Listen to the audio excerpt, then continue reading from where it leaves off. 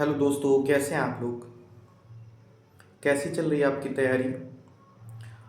दोस्तों, किसी दिन मैं लाइव सेशन लेके आ रहा हूँ जिससे आप लोगों के जो क्वेश्चन आंसर होंगे उनको जवाब देने की मैं कोशिश करूँगा। और A to Z सीरीज़ मैंने आज से फिर से स्टार्ट कर दिया है, जिस पे A to Z सीरीज़ में वो कैब के सेशन आएंगे, छोटे छोटे सेशन होंगे जिससे आपको बोरिंग ना लगे क्लास। और A to Z ग्रामर का भी बैच लेके आने वाला हूँ, तो topic by topic, rule by rule, one by one एक एक चीज़ों को क्लियर करते चलेंगे, तो जिससे आपकी ग्रामर में भी समस्याएं जो भी हैं उनका भी समाधान हो जाएगा। और वो कैब का तो समाधान मैं करता ही हूँ, आप लोगों का कर ही रहा हूँ। रही बात जीएस की, तो जीएस की सीरीज़ छोटी छोटी मैं डालने की कोशिश कर रहा हूँ। कभी कभी वीडियो अपलोड नहीं हो पाता है, नेटवर्क की अभी समस्या। मैंने आप लोगों से कई बार इस बात का जिक्र किया है, मुझे कोई संकोच नहीं लगता। कोई समस्या नहीं है, मैं अपनी समस्याओं को आप लोगों से नहीं बताऊंगा तो फिर मैं किससे बताऊंगा। तो मुझे बिल्कुल कोई संकोच नहीं है बताने में। अभी संसाधन मेरे पास सीमित हैं, बहुत सारी चीज़ें अभी नहीं हो पाई अरेंज, तो ठीक है, हो जाएगा। तो दोस्तों, तैयारी कैसे करें। अगर कोई नया बच्चा है जो तैयारी करने के लिए आ रहा है या तैयारी करने जा रहा है, कोई 12th में है, कोई ग्रेजुएशन के बाद है, तो तैयारी के दौरान किन किन बातों का हमको ध्यान रखना चाहिए, इन चीज़ों पे आज चर्चा करने वाले हैं। देखिए दोस्तों, एस्पिरेंट एग्ज़ाम देता है, अनक्वालिफाई होता है, फिर एग्ज़ाम देता है, फिर अनक्वालिफाई होता है। इस तरह एग्ज़ाम देता है, क्वालिफाई नहीं होता। कुछ लोग क्वालिफाई हो जाते हैं, जिनके लिए बहुत अच्छी बात है, कुछ लोग नहीं हो पाते हैं। तो जो लोग नहीं हो पाते, जब एक दो बार, तीन बार, चार बार ये चीज़ें बार बार होती है ना, तब दोस्तों उन लोगों के, उन अभ्यर्थियों के दिमाग में आता है संदेह, डाउट आता है अपने प्रति। फिर वो संदेह को अपने दिमाग से निकाल पाना, उससे लड़ना, ये बहुत मुश्किल काम होता है दोस्तों। कि जब ये लगने लगे कि यार इतने सारे एग्ज़ाम मैं दे रहा हूँ, नहीं हो पा रहा है यार, लगता है फिर कुछ ना कुछ कमी है, तब क्या होता है कि तैयारी से ज़्यादा वह ओवर थिंकिंग पे जाता है। मतलब जब ओवर थिंक करेगा वो, तो पढ़ेगा कम लेकिन उससे ज़्यादा वो सोचने लगता है। वो स्थिति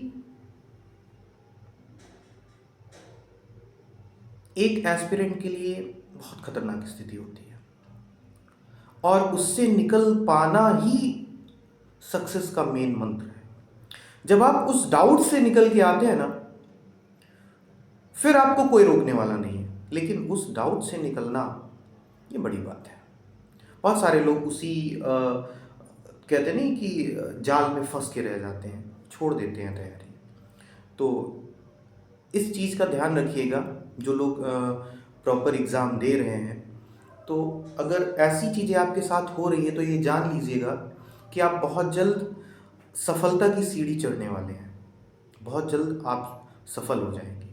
अगर इस डाउट वाली मतलब स्थिति में है, इसका मतलब है कि आपकी तैयारी 75% पूरी हो चुकी है, और 25% आपको और उसको धार देना है ना। देखिए तैयारी, पता है, मुझे जहाँ तक लगता है कि हम लोग जब कोई चीज़ तैयार करते हैं, ठीक है, तब तक तो ठीक रहता है जब तक हम अपना सिलेबस तैयार करते हैं। लेकिन एक बार जब हमारा सिलेबस कंप्लीट हो जाता है, उसके बाद उस तैयारी को दोबारा पढ़ने की ज़रूरत नहीं होती है, उसको धार देने की ज़रूरत है। और उस धार देने की ज़रूरत है, तो उसका सोर्स क्या है, कैसे हम तैयारी को और शार्प करेंगे, तेज करेंगे, उसका एक सोर्स है मॉक। दोस्तों, वास्तव में अगर आप सफलता का अगर मेन मंत्र मुझसे पूछे, तो वो है प्रैक्टिस और मॉक। मुझे लगता है जिस दिन से आप तैयारी स्टार्ट कर रहे हैं, आपको कम से कम एक मॉक या 10 क्वेश्चन की प्रैक्टिस, मतलब प्रैक्टिस तो आपको डेली करनी है। जैसे अब मैं वो क्या पढ़ाता हूं, तो ये आपका प्रैक्टिस सेशन ही है। और लोग जैसे ही मुझसे जुड़ेंगे, तो मैं कोशिश करूंगा कि टेलीग्राम पे एक क्विज फॉर्मेट में, या फिर एक ऐसे कुछ ना कुछ मैं अरेंज करूंगा, आपका टेस्ट लूं मैं। आपके लिए क्वेश्चन पेपर बनाऊं, आपके लिए टेस्ट पेपर बनाऊं, आपको अपने एग्ज़ाम का कम से कम उससे रूबरू करवा दूं कि एग्ज़ाम में आपसे क्या पूछने वाले हैं। तो दोस्तों, तैयारी को धार देना मतलब आपको प्रैक्टिस। देखिए, 75% लोग पढ़ाई करते हैं, 25% प्रैक्टिस करते हैं। ये तब तक होना चाहिए जब तक आपका सिलेबस पूरा नहीं हुआ। जिस समय आपका सिलेबस पूरा हो जाता है मेरे भाई, आपको 75% प्रैक्टिस पे देना है और 25% चीज़ों को रिवाइज करना है। और रिवाइज वही चीज़ें करना है जैसे आप मॉक दे रहे हैं। मॉक के बाद सबसे जो जरूरी है उसका एनालिसिस करना, जो बच्चों के लिए सबसे बोरिंग काम होता है।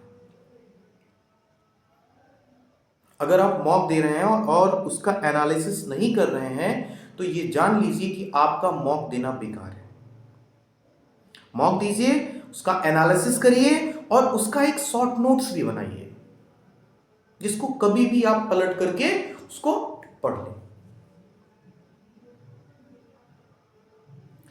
दूसरी चीज ये है कि बहुत सारे लोगों को लगता होगा कि अभी क्या पढ़ा रहे हैं, हौच पौच हो जा रहा है, चीज़ें क्लियर नहीं हो पा रही हैं कि आप क्या पढ़ा रहे हैं। कहीं पे आप बंगाल विभाजन को बीच में ले आते हैं, फिर कहीं पे आप कांग्रेस पे पहुंच जाते हैं, कहीं कांग्रेस के उदारीकरण पे चले जाते हैं, कहीं गरम दल नरम दल पे आ जाते हैं, कहीं सूरत अधिवेशन पे पहुंच जाते हैं, कहीं दिल्ली दरबार पे पहुंच जाते हैं। तो मुझे लगता है कि एस्पिरेंट के दिमाग में आता होगा कि ऐसे कैसे चलेगा यार।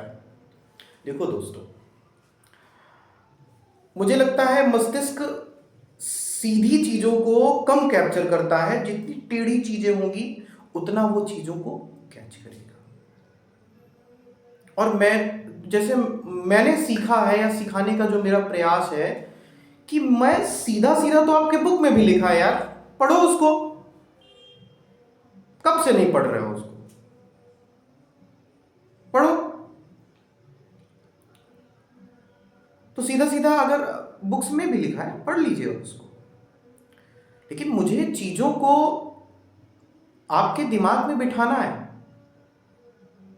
और जो कंटिन्यू मेरा वीडियो लेक्चर देखेंगे वास्तव में उनको लाभ मिलेगा। लेकिन कोई एक दिन देखे, दूसरे दिन छोड़ के जाए, क्विट कर दे, मेरी क्लास बंक करे, उसके लिए कोई भी लाभ नहीं मिलेगा। क्योंकि कोई भी मेरा लेक्चर रहता है तो जहां से मैंने स्टार्ट किया है वहां से लेकर के जिस लेक्चर पे मैं अभी कमांड कर रहा हूं उस लेक्चर के बीच की कहानी को मैं जरूर दोहराता हूं। और जब भी मैं पढ़ाता हूं तो लगभग 75% चीजें जो पीछे हो चुकी हैं उनको मैं रिकॉल करवाता रहता हूं।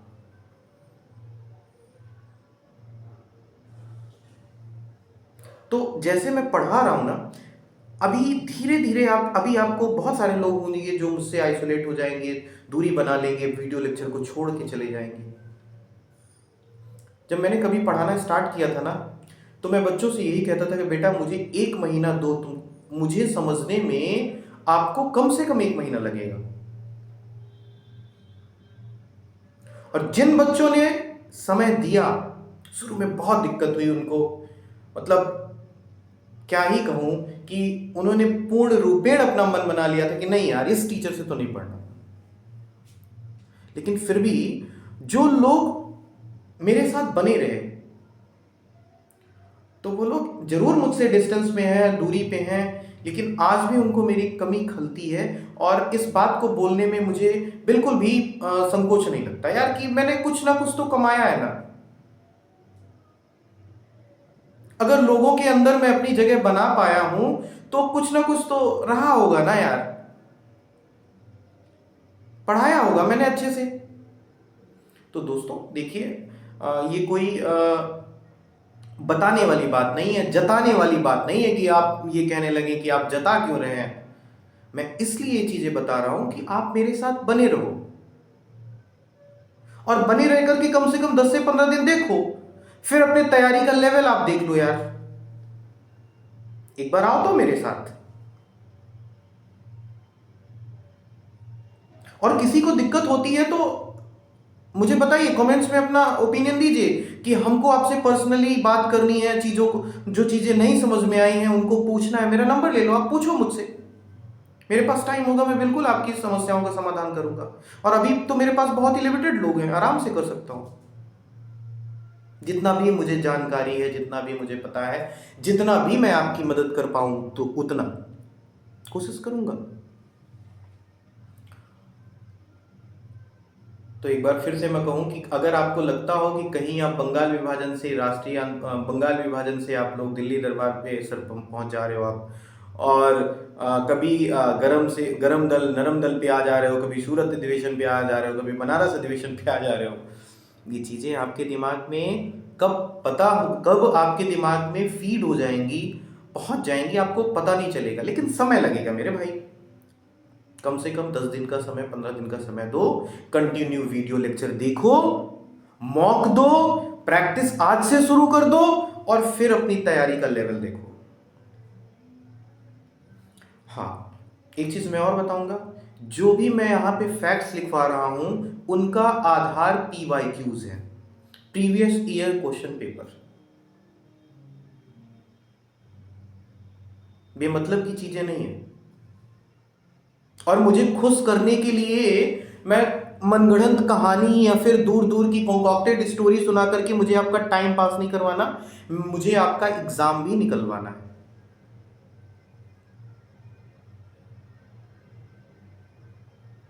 तो अगर कुछ अनुभव है तो उसका ले लो आप लोग।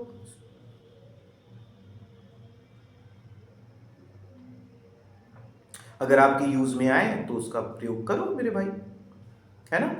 तो ऐसे ही छोटे छोटे सेशन लेके आएंगे, लाइव करेंगे। अभी मुझे लाइव करना नहीं आता यार, वास्तव में मुझे सीखना है कि कैसे क्लास को लाइव करते हैं, और नेटवर्क का भी इशू रहता है, ये बात भी बिल्कुल सही है। तो धीरे धीरे चीज़ें व्यवस्थित हो जाएंगी, तो मैं लाइव लूँगा, आप लोगों का ओपिनियन लूँगा, आप लोगों से जुड़ूंगा, आप लोगों की समस्याओं का समाधान करूँगा। तो बने रहो मेरे साथ मेरे भाई लोग, पढ़ते रहो मेरे साथ, आगे बढ़ते रहो, तैयारी को धार देते रहो, मॉक के साथ, प्रैक्टिस के साथ। धन्यवाद, फिर मिलेंगे। नमस्ते, प्रणाम, जय हिंद।